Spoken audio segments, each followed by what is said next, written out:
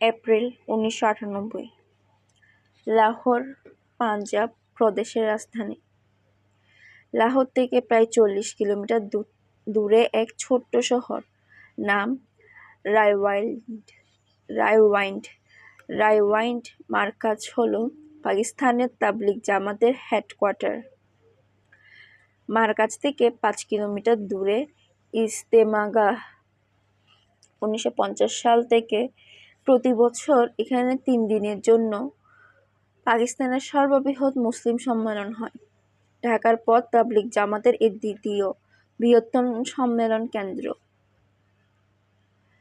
স্থানীয় এবং সারা পৃথিবী মিলিয়ে প্রায় 20 লক্ষ মানুষের মিলন ঘটে এখানে। বাংলাদেশ থেকে ছোট ছোট জামাতে প্রায় 200 জন এসেছে ইজতেমায়। স্থানীয়দের থেকে বিদেশি মেহমানদের তাঁবুগুলো আলাদা ঘেরাও দিয়ে বিশেষ ব্যবস্থায় রাখা হয়েছে। প্রায় 55টি দেশ থেকে এবার প্রতিনিধি এসেছে রায়ওয়াইন্ডে। প্রতি ওয়াক্তে নামাজের পর বয়ান হয় উর্দুতে। যারা উর্দু বোঝে না সেসব জাতি তাঁবুগুলোতে তাদের স্ব দোভাষীর সঙ্গে সঙ্গে তর্জমা করে দেয়। বাংলাদেশিরা উর্দু বোঝে, তাই এখানে কোনো অনুবাদক নেই।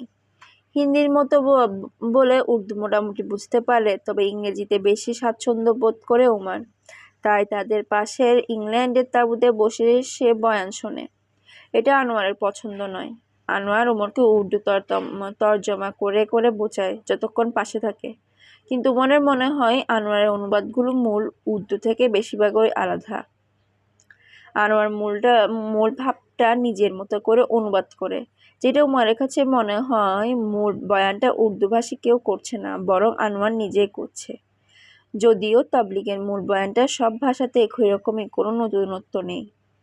এখানে বিভিন্ন দেশের মুসলিমদের দেখে ওমরের খুব ভালো লাগছে। তাবলিগি নিয়ম কানুনের চাইতেও সেসব মুসলিম ভাইদের নিজেদের দেশ, সংস্কৃতি, ইতিহাস, তাদের জীবন সংগ্রাম এসব বিষয়ে কথা বলতে বেশি উৎসাহ বোধ করে। মুসলিম ভ্রাতৃত্বের এমন আন্তর্জাতিক রূপ ওমরকে যার প্রেরণায় মুগ্ধ করেছে।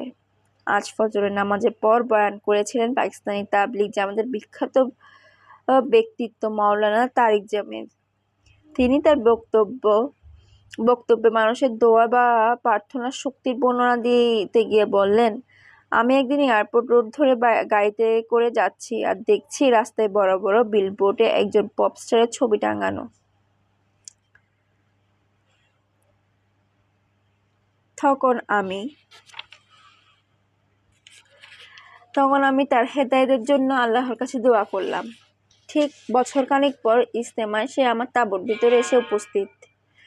তার নাম জুনায়েদ জামশেদ। নামটা শুনে ওমর অবাক হলো। ভাইটাল সাইন নামে পাকিস্তানি একটা ব্যান্ড ঢাকায় খুব পপুলার। সে ব্যান্ড ভাইটাল সাইনের ভোকালের নাম জুনায়েদ জামশেদ। সঙ্গে সঙ্গে রুশোর কথা মনে পড়ল ওমরের। তাঁবুর একটি নীরব জায়গায় বসে সে হাত তুলল মহান আল্লাহর কাছে। রুশোর কল্যাণ আর হেদায়েতের জন্য প্রাণ খুলে সে দোয়া করল। জুনায়েদ জামশেদের মতো এত বড় আর জনপ্রিয় পপস্টার যদি বদলে যেতে পারে, রুশো নিশ্চয়ই বদলাবে। লাহোরে এপ্রিলে তাপমাত্রা বাংলাদেশের মতো। জুনে এখানে তাপমাত্রা 40 ডিগ্রি উপরে উঠে যায়। বাতাসে আর্দ্রতা কম হলে আবহাওয়াটা এখানেও আরামদায়ক আছে। বিদেশি মেহমানদের সবার জন্য খাবারের ব্যবস্থা আছে। মোটা তন্দুরি রুটি, বাসমতি চালের ভাত আর দুম্বার গোশত। তন্দুরি রুটি আর ঝোল ঝোল গোশতের স্বাদ ওমরের কাছে অসাধারণ মনে হয়েছে। খাবার খেতে খেতে তার কথা হয় পৃথিবীর বিভিন্ন দেশের মুসলিমদের সাথে। বিভিন্ন ভাষা আর বর্ণের মানুষ, অথচ একই বিশ্বাসী, ভ্রাতৃত্ব বন্ধনে সুদৃঢ়, যাকে বলে গ্লোবাল ব্রাদারহুড। এখানে এসে সে জীবনে প্রথম কোনো চাইনিজ মুসলিমদের দেখা পেল। এরা চায়নার জিংজিয়া প্রদেশে উইঘুর মুসলিম জিয়াউদ্দিন ইউসুফ প্রায় জোর করে উমরকে তাদের তাঁবুতে নিয়ে গেল দুপুরে খাবারের জন্য। খেতে খেতে উমর জানলো উইঘুর মুসলিমরা কি ভীষণভাবে নির্যাতিত হচ্ছে চাইনিজ সরকারের দ্বারা। জিয়াউদ্দিন ইউসুফ তাদের দলের দোভাষীর কাজ করে। যেটুকু ইংরেজি জানে তাতে কাজে চলে যায়। তারা 25 জনের একটি কাফেলা এসেছে চাইনিজ জিঞ্জিয়ার থেকে, খুব গোপনে জীবন হাতে নিয়ে। তাজিকিস্তান আর আফগানিস্তান দুর্গম বর্ডার ক্রস করে দীর্ঘ পথ ঘুরে পাকিস্তানে ঢুকেছে। উইগুর মুসলিমদের কোনো ধর্মীয় স্বাধীনতা নেই। ফেরার পথে ওরা যদি চাইনিজ অথরিটির হাতে ধরা পড়ে তাহলে ওদের সারা জীবন জেলে থাকতে হবে। হাতে হাতে রুটি নিয়ে একই পাত্র থেকে গোশতের ঝোলে রুটি চুবিয়ে সবাই খাচ্ছে। আজও প্রথম দেখায়, অথচ সবাই কত আন্তরিক আর আপন। একজন হাত থেকে গোশত খুলে উমরের রুটির ভেতর দিয়ে ভরে দিল আর হাতটা নিজে চিবুল। তারিম নদীর তীরের মানুষ ওরা। একসময় তাদের এই অঞ্চল ছিল স্বাধীন দেশ, পূর্ব তুর্কিস্তান। উমাইয়া খলিফা আল-ওয়ালিদের আমলে মুসলিম সেনাপতি কুতাইবা ইবনে মুসলিম প্রথম জয় করেন মধ্য এশিয়ার এক বিশাল অঞ্চল। এখনকার উজবেকিস্তান, তাজিকিস্তান, কাজাকিস্তান সহ চীনের কাশগড় এই অঞ্চলের মধ্যে পড়ে। কত শতকে চাইনিজ দখলদাররা তাদের দেশ দখল করে পূর্ব তুর্কিস্তান নাম বদলে দিয়ে রাখে জিনজিয়াং। সেই থেকে আজ অবধি চলছে তাদের উপর দমন, পীড়ন ও নির্যাতন। সেসব নির্যাতনের রোমহর্ষক বর্ণনা শুনতে শুনতে খেতে ভুলে যায় উমর। এক দৃষ্টিতে তাকিয়ে থাকে ঈমানদীপ্ত মানুষগুলোর মুখের দিকে। উমরকে খুঁজতে খুঁজতে আনোয়ার এসে হাজির হয় উইঘুরদের তাঁবুতে। উমরকে তাদের সাথে খেতে দেখে কিছুটা বিরক্ত হয় আনোয়ার। বলে, আমি নিজে না খেয়ে তোমার জন্য অপেক্ষা করছি আর তুমি এখানে মজা করে খাচ্ছ। না আনোয়ার, আমি মজা করে খেতে পারিনি। শুধু মুসলমান হওয়ার কারণে একটা জাতির উপরে কি পরিমাণ নির্যাতন হচ্ছে সেটা শুনলে তুমিও খেতে পারবে না। আনোয়ার এসব বিষয় নিয়ে কোনো ইন্টারেস্ট নেই। সে বাংলাদেশি তাবলিগ জামাতের দলপতি বলে তাকে দল ব্যবস্থাপনায় অনেক বেশি ব্যস্ত থাকতে হয়। সে চায় উমর সবসময় তার সাথে সাথে থাকুক, কিন্তু উমরের নিজ দলের তাঁবু ছেড়ে বিভিন্ন দেশের তাঁবুতে ঘুরে বেড়ানোটা সে পছন্দ করে না।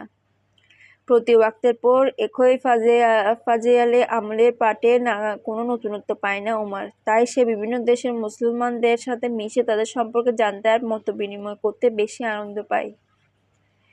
এক একটা মানুষ যেন এক একটা নতুন পৃথিবী, এক একটা মানুষ যেন এক একটা নতুন লাইব্রেরি। মানুষ দেখলেই দেখা হয়ে যায় কত বৈচিত্র্য আর রহস্য নিয়ে এই চরাচরে আপন আপন কক্ষপথে পরিভ্রমণ করছে গ্রহ নক্ষত্রের দল।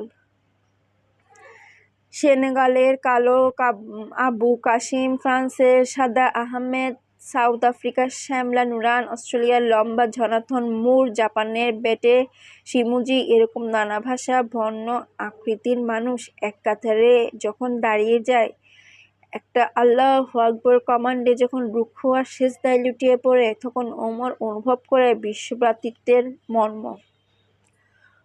ওমর ধন্যবাদ জানিয়েছে আনোয়ারকে, কারণ তার কারণেই এখানে আসা, আর এসেছে বলেই মানুষে মানুষে এমন সাম্য আর ভ্রাতৃত্বের সৌন্দর্য সে দেখতে পেয়েছে। ওমরের এসব কথা শুনে আনোয়ার হেসে আর বলে, এসব নিয়ে চিন্তা না করে নিজের আমলের দিকে নজর দাও। তাসবিহ তাহলিল জিকিরে বেফিকিরে বেশি সময় দাও, বেশি বেশি দোয়া করো, সফরের দোয়া কবুল হয়। কেন, আমি যেটা করছি সেটা ইবাদত না? আমরা আল্লাহর রাস্তায় বের হয়েছি, আমাদের সকল কর্ম ইবাদত, কিন্তু তোমাকে তাবলীগের নিয়মের মধ্যে থাকতে হবে। এই মুহূর্তে আনোয়ারের সাথে তর্ক করার মতন অনেকগুলো যুক্তি উমরের মাথায় এসেছে, কিন্তু সে চুপ থাকলো। সে জানে আনোয়ার একটি দলীয় কাঠামো আর চিন্তার মধ্যে আটকে আছে, সেখান থেকে তাকে বের করা সম্ভব নয়। আজ ইজতেমার দ্বিতীয় দিন। তাবলীগের মুরব্বীরা 6 উসুলের মধ্যে দাওয়াত দিনের মেহনতের উপর গুরুত্বারোপ করে বয়ান করেন। গরম লুহাওয়া বইছে, তাঁবুর ছায়ায় লক্ষ লক্ষ মুসল্লি বয়ান, তাশকিল, তাসবিহ তাহলিলে মগ্ন। বাংলাদেশি তাঁবুতে আসরের নামাজ পড়ে ওমর বের হলো উইঘুর মুসলিম জিয়াউদ্দিন ইউসুফের সাথে দেখা করতে। লোকটার প্রতি ওমরের মায়া তৈরি হয়ে গেছে। তার জীবন সংগ্রাম আর দিনের জন্য আত্মত্যাগের গল্পগুলো ওমরকে আপ্লুত করেছে। 5টা তাঁবু অতিক্রম করে যেতে হয় উইঘুর চাইনিজদের তাঁবুতে।